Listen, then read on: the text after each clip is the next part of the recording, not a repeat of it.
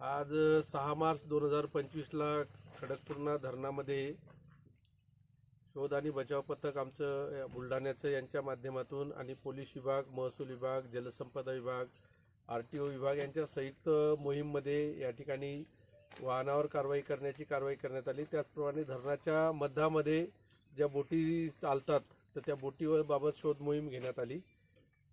सायंकाळच्या सत्रामध्ये आम्हाला इथं 5 बोटी सापडल्या होत्या, 2 छोट्या होत्या आणि 3 मोठ्या होत्या।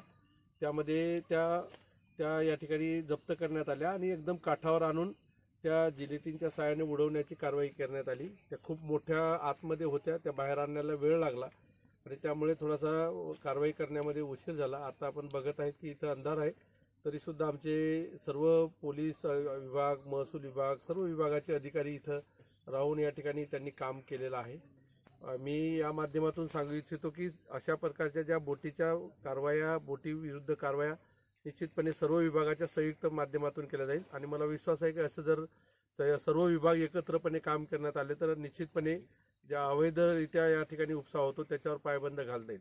मी सर्व विभागाचे या ठिकाणी सर्वांचे आभार व्यक्त करतो आणि अभिनंदन करतो। थँक्यू।